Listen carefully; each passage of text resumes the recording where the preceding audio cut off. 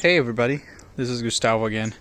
I just wanted to make a quick video to kind of tell you guys about my experience with the Shimano Deore M5100.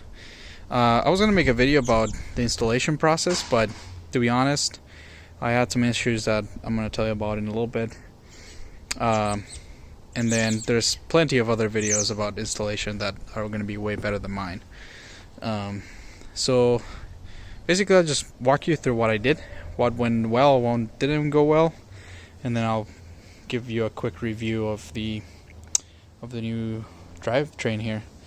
Anyway, so the first thing I did is I took off the front derailleur here.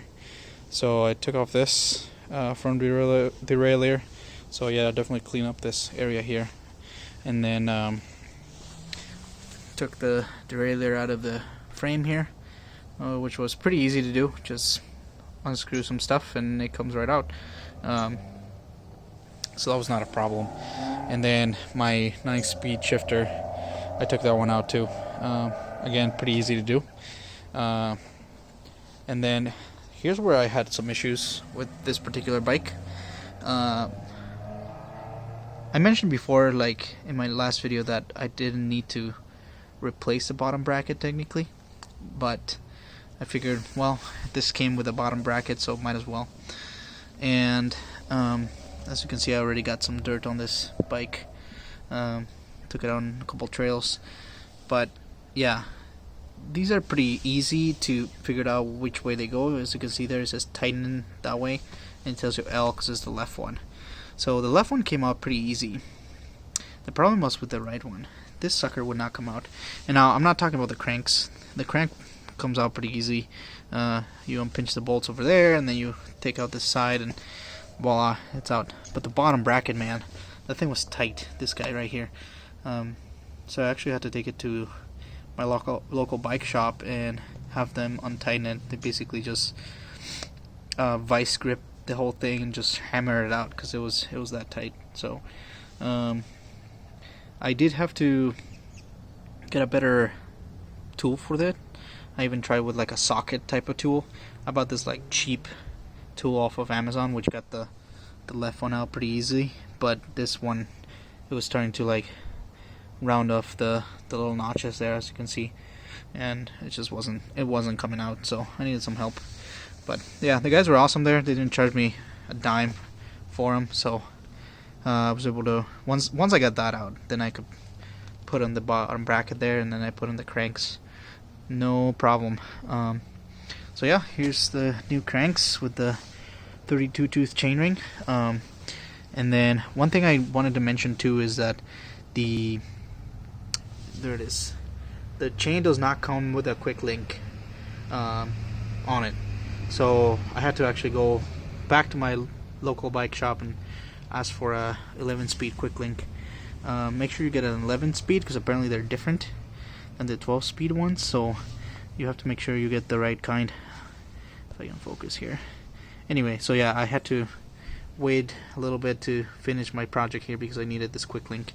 I had a cheap one laying around, but that one did not work at all. So yeah, and then the cassette was pretty easy to do. I got the chain whip tool, and I was able to get it loose pretty fast. And then the only problem I had was tightening it. I had a spacer on, and it was the little lock ring that goes behind this was not on all the way. So when I tightened it, it just kind of came undone. So make sure your lock ring is in the right spot before you try to tighten it all the way. And then the derailleur was pretty easy to set up. Just put in the hanger there, and then wrap the chain around and whatnot, and then setting the derailleur, the limit screws and everything. I just follow some Park Tool videos on YouTube, and those guys explain everything so well that I got this baby shifting perfectly, so I have no issues whatsoever shifting. So, and then the shifter, one thing I wanted to clarify in the last video, I said that the release was only one way, but I totally lied about that. You can like go 3 clicks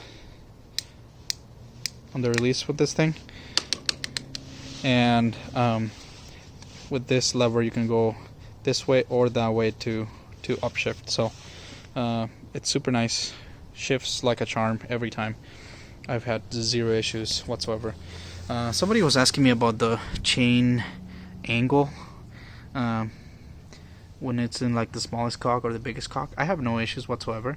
I actually went on like one of the hardest trails around my area here, and the clutch was actually off, like all the way off here, and I had 0 chain drops even with the clutch off. So yeah, don't worry too much about it.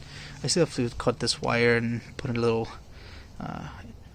like wire end on there, but other than that, it's working like a charm. So a little bit of a review. I definitely noticed that I lost some range at the ends. So you know, the biggest cock here is pretty good for like climbing some steep stuff, but the 2x9 that I had definitely had a little more climb. But I honestly never get to that that spot very often. It's just if it's, you know, really tight all of a sudden.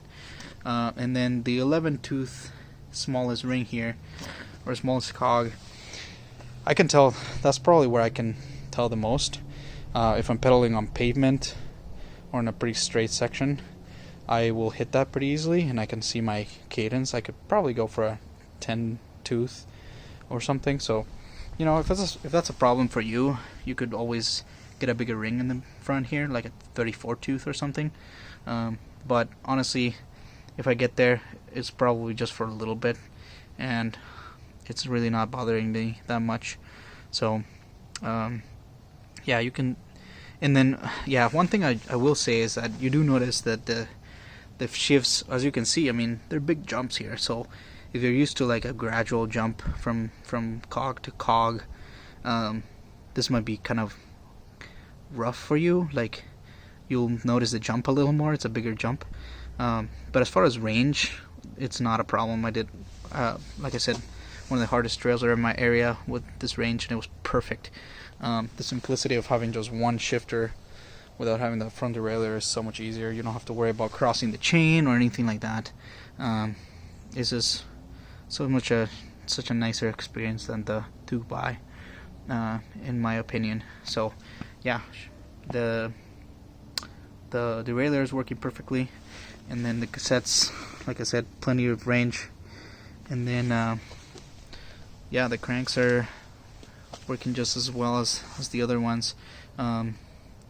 So yeah, I've had 0 chain drops and everything just works great. So yeah, this is my bike so far. That's the Shimano Deore M5100, and like I said, this is not the 12-speed, not the highest end Deore, but it works for me. So I think this is gonna be how I'm gonna leave my bike for a while. This is all I can afford for now, but I think I got a pretty good setup.